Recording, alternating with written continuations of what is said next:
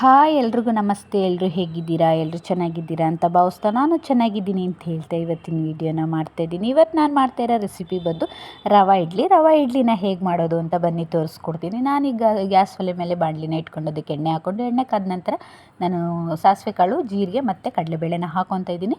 ಕಡಲೆಬೇಳೆ ಹಾಕ್ಕೊಂಡು ಒಂದು ಸ್ವಲ್ಪ ಫ್ರೈ ಆದಮೇಲೆ ನಾನು ಅದಕ್ಕೆ 2 ಲೋಟ ರವೆನೂ ಸಹ ಹಾಕ್ಕೊತೀನಿ. ಇದೇನು ಜಾಸ್ತಿ ಉರಿಯೋಂಥ ಅವಶ್ಯಕತೆ ಇರಲ್ಲ. ಸ್ವಲ್ಪ ಹಾಗೆ ಎಣ್ಣೆ ಕಾದಿದೆಯಲ್ಲ ಅದಕ್ಕೇ ಸ್ವಲ್ಪ ಬೆಚ್ಚಗೆ ಮಾಡಿಕೊಂಡ್ರೆ ಸಾಕು. ಹಾಗೇ ಅದಾದ ನಂತರ 3 ಸೆಕೆಂಡ್ ಬಿಸಿ ಮಾಡಿಕೊಂಡ್ರೆ ಸಾಕು. ಅದಾದ ನಂತರ ಗ್ಯಾಸ್ನ ಆಫ್ ಮಾಡಿಕೊಂಡು ನಾವು ಅದನ್ನು ಇಳಿಸ್ಕೋಬೋದು. ಜಾಸ್ತಿ ಉರಿಯೋಂಥ ಅವಶ್ಯಕತೆ ಇರಲ್ಲ. ಈಗ ನಾನು ಇದಕ್ಕೆ ಕರ್ಬೇವಿನ ಸೊಪ್ಪು ಮತ್ತು ಕೊತ್ತಂಬರಿ ಸೊಪ್ಪನ್ನ ಕಟ್ ಮಾಡಿ ಇಟ್ಕೊಂಡಿದ್ದೀನಿ. ಅದನ್ನು ಹಾಕ್ಕೊಂಡು ನಾನು ಮಿಕ್ಸ್ನ ಮಾಡ್ಕೊತೀನಿ.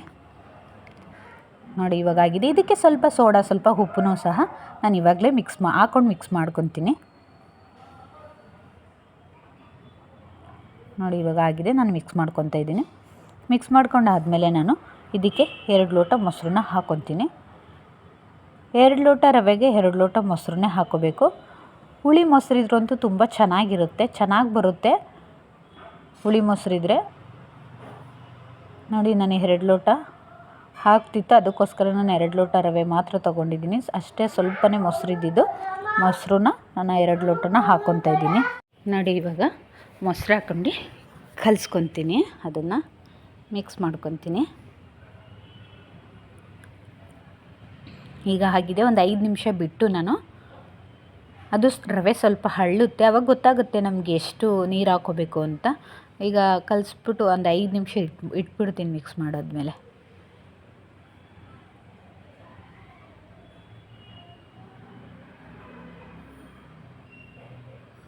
ಮಿಕ್ಸಿಂಗ್ ಆಗಿದೆ. ಒಂದು 5 ನಿಮಿಷ ಬಿಟ್ಟಿದ್ದೀನಿ. ಅದು ರವೆ ಎಲ್ಲ ಹಳ್ದ್ಮೇಲೆ ನಮಗೆ ಗೊತ್ತಾಗುತ್ತೆ ಇನ್ನೂ ಸ್ವಲ್ಪ ಎಷ್ಟು ನೀರು ಹಾಕ್ಕೋಬೇಕು ಅಂತ.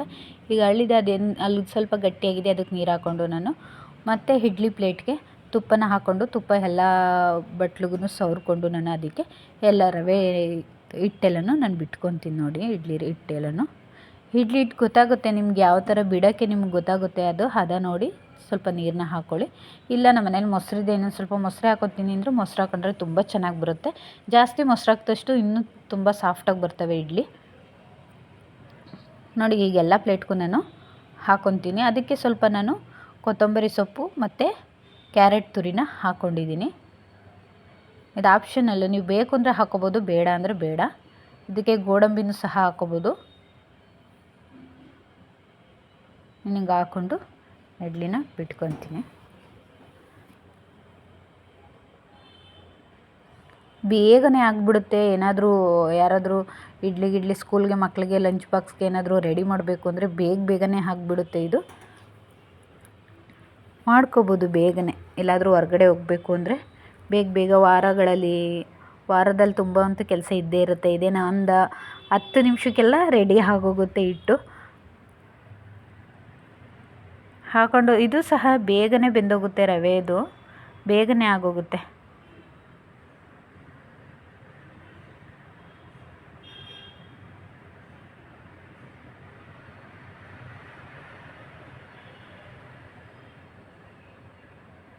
ನಮ್ಮದು ಸ್ವಲ್ಪ ಇಡ್ಲಿ ಪಾತ್ರೆ ದೊಡ್ಡದು, ಅದಕ್ಕೋಸ್ಕರ ಇಷ್ಟೇ ಆಗಿದ್ದು ಸಾಕು. ನಮ್ಮ ಮನೆಗೆ ಇಷ್ಟು ಯಾರೂ ಇಲ್ಲ, ಅದಕ್ಕೋಸ್ಕರ ನಾನು ರವೆ ಇಡ್ಲಿನ ಮಾಡ್ಕೊಂಡಿದ್ದೀನಿ. ಸ್ವಲ್ಪ ಜನನೇ ಇದ್ದಿದ್ದು, ಅಂದರೆ ಎಲ್ಲ ಹೊರ್ಗಡೆ ಹೋಗಿದ್ದಾರೆ, ಅದಕ್ಕೋಸ್ಕರ ನಾನು ಸಾಕು. ಒಂದು 4 ಜನ ಇದ್ದಾರೆ, 4 ಜನಕ್ಕೆ ಜಾಸ್ತಿನೇ ಆಗುತ್ತೆ ಇಡ್ಲಿ. ಅದು ರವೆ ಇಡ್ಲಿ ಅಂತೂ ಜಾಸ್ತಿ ತಿನ್ನೋಕ್ಕೆ ಆಗೋಲ್ಲ. 2ರಿಂದ 3 ತಿನ್ಬೋದು ಅಷ್ಟೇ. ಒಬ್ರೊಬ್ರು ತಿನ್ನೋಕ್ಕಾಗಲ್ಲ ರವೆ ಇಡ್ಲಿನ. ಮಾಮೂಲಿ ಇಡ್ಲಿ ಆದರೆ ತಿನ್ಬೋದು, ಇದಂತೂ ತಿನ್ನೋಕ್ಕಾಗಲ್ಲ. ಅಷ್ಟೇ ಸೇರಿಸೋದು. ಯಾಕೆಂದರೆ ರವೆ ಹರಳೋದ್ರಿಂದ ಸ್ವಲ್ಪ ಅದು ಉಬ್ಬುತ್ತೆ, ದೊಡ್ಡದಾಗುತ್ತೆ ಇಡ್ಲಿ ಸ್ವಲ್ಪ. ಅದಕ್ಕೆ ನೋಡಿ ಇವಾಗ ನಾನು ಇಡ್ಲಿ ಬಿಟ್ಟಿದ್ದೀನಿ. ಇವಾಗ ನಾನು ಚಟ್ನಿಗೆ ರೆಡಿ ಮಾಡ್ಕೊತಾ ಇದ್ದೀನಿ. ಚಟ್ನಿ ಹೇಗೆ ಮಾಡ್ಕೊಳ್ಳೋದು ಅಂತ, ನಾನು ಎಣ್ಣೆ ಹಾಕ್ಕೊಂಡು ಅದಕ್ಕೆ ಹಸಿರು ಮೆಣಸಿನ್ಕಾಯಿನ ತೊಳ್ಕೊಂಡು ಅದಕ್ಕೆ ನಾನು ಮೆಣಸಿನ್ಕಾಯಿನ ಹಾಕ್ಕೊಂಡಿದ್ದೀನಿ. ಅದು ಸಿಡಿಯುತ್ತೆ ಮೆಣಸಿನ್ಕಾಯಿ, ಅದಕ್ಕೆ ನಾನು ಪ್ಲೇಟ್ನ ಮುಚ್ಚಿದ್ದೀನಿ. ನೋಡಿ ಈಗ ಆಗಿದೆ, ಹೊಡೆದಿದೆ ಇದೆಲ್ಲ. ಅದನ್ನು ನಾನು ಮಿಕ್ಸಿ ಜಾರ್ಗೆ ಹಾಕ್ಕೊತೀನಿ.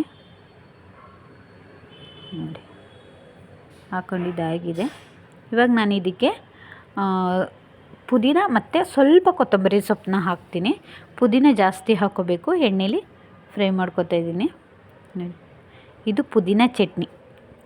ಅದಕ್ಕೋಸ್ಕರ ನಾನು ಪುದೀನನ ಜಾಸ್ತಿ ಹಾಕ್ಕೊತೀನಿ. ಸ್ವಲ್ಪ ಒಂದು 4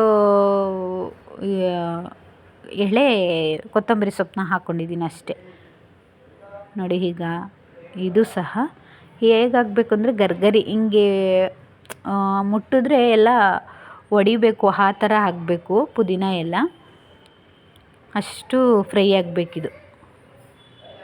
ಈಗ ಮಿಕ್ಚರ್ಗೆಲ್ಲ ಕರಿಬೇವು ಹಾಕ್ತಾರಲ್ಲ, ಹಿಂಗೆ ಮುಟ್ಟಿದ್ರೆ ಫ್ರೆಶ್ ಮಾಡಿದ್ರೆ ಎಲ್ಲ ಒಡೆದೋಗುತ್ತಲ್ಲ, ಆ ಥರ ಮಾಡ್ಕೊಬೇಕು. ನೋಡಿ ಇವಾಗ ನಾನು ಅದಕ್ಕೆ ತೆಂಗಿನಕಾಯಿ ತುರಿ, ಹುರ್ಗಡ್ಲೆ ಮತ್ತು ಇದು ಒಗ್ಗರಣೆ ಕೊಟ್ಟಿರೋಂಥ ಮೆಣಸಿನ್ಕಾಯಿನ ನಾನು ಹಾಕ್ಕೊಂಡಿದ್ದೀನಿ. ಅದಕ್ಕೆ ಸ್ವಲ್ಪ ಹುಣಸೆಹಣ್ಣು, ಸ್ವಲ್ಪ ಉಪ್ಪು ಹಾಕ್ಕೊಂಡಿದ್ದೀನಿ. ಅದಾದ ನಂತರ ಅದನ್ನು ನಾನು ಗ್ರೈಂಡ್ ಮಾಡಿಕೊಂಡೆ. ಅದಾದಮೇಲೆ ನಾನು ಲಾಸ್ಟ್ ಒನ್ನಲ್ಲಿ ಈ ಪುದೀನನೂ ಮತ್ತು ಕೊತ್ತಂಬರಿ ಸೊಪ್ಪನ್ನು ಲಾಸ್ಟ್ ಒನ್ನಲ್ಲಿ ಹಾಕ್ಕೊತೀನಿ. ಇಷ್ಟೇ ಚಟ್ನಿಗೆ, ನಾನು ಇನ್ನೇನು ಹಾಕಲ್ಲ. ತುಂಬ ಚೆನ್ನಾಗಿರುತ್ತೆ ಚಟ್ನಿ ಇದು. ನೋಡಿ ಇದನ್ನು ಜಾಸ್ತಿ ಸಣ್ಣಗೆ ರುಬ್ಬಾರ್ದು, ತರ್ತರಿಯಾಗಿ ರುಬ್ಕೋಬೇಕು. ನೋಡಿ ಆಗಿದೆ, ಇಷ್ಟೇ. ನೋಡಿದ್ರಿ ಅಲ್ವಾ ರವೆ ಇಡ್ಲಿ ಪುದೀನ ಚಟ್ನಿ ಹೇಗೆ ಮಾಡೋದು ಅಂತ. ಈಗ ನಾನು ಪುದೀನ ಚಟ್ನಿನ ರವೆ ಇಡ್ಲಿನ ತಟ್ಟೆಗೆ ಹಾಕ್ಕೊಂಡಿದ್ದೀನಿ. ಇದ್ರ ಮೇಲೆ ಒಂದು ಸ್ಪೂನ್ ತುಪ್ಪ ಹಾಕ್ಕೊಂಡು ತಿಂತಾಯಿದ್ರೆ ತುಂಬ ಚೆನ್ನಾಗಿರುತ್ತೆ. ನೀವು ಒಂದು ಸಲ ಮನೇಲಿ ಟ್ರೈ ಮಾಡಿ. ಸೇಮ್ ಹೋಟ್ಲಲ್ಲಿ ಹೇಗೆ ಬರುತ್ತೋ ಅದೇ ಥರ ಬರುತ್ತೆ. ನೀವು ಮಾಡಿ ಖುಷಿ ಪಡ್ತೀರಾ. ಅದರಲ್ಲಂತೂ ತುಂಬಾ ಬೇಗ ಆಗುತ್ತೆ. ತಿಂಡಿಗಂತೂ ತುಂಬಾ ಬೇಗ ಆಗುತ್ತೆ. ನೀವು ಮನೇಲಿ ಮಾಡ್ಕೊಳ್ಳಿ ಅಂತ ಹೇಳ್ತಾ ಈ ವಿಡಿಯೋನ ನಾನು ಇಲ್ಲಿಗೆ ಎಂಡ್ ಮಾಡ್ತಿದ್ದೀನಿ. ಈ ವಿಡಿಯೋ ಯಾರೆಲ್ಲ ಇಷ್ಟ ಆಗಿದೆ ಅವರು ಲೈಕ್ ಮಾಡಿ, ಕಮೆಂಟ್ ಮಾಡಿ, ಶೇರ್ ಮಾಡಿ ಅಂತ ಹೇಳ್ತಾ, ಫಸ್ಟ್ ಟೈಮ್ ನನ್ನ ವಿಡಿಯೋನ ಯಾರು ನೋಡ್ತಾ ಇದ್ದೀರಾ ಅವರು ಸಬ್ಸ್ಕ್ರೈಬ್ ಮಾಡಿ ಅಂತ ಹೇಳ್ತಾ ಈ ವಿಡಿಯೋನ ಇಲ್ಲಿಗೆ ಎಂಡ್ ಮಾಡ್ತಾಯಿದ್ದೀನಿ. ಬಾಯ್ ಬಾಯ್.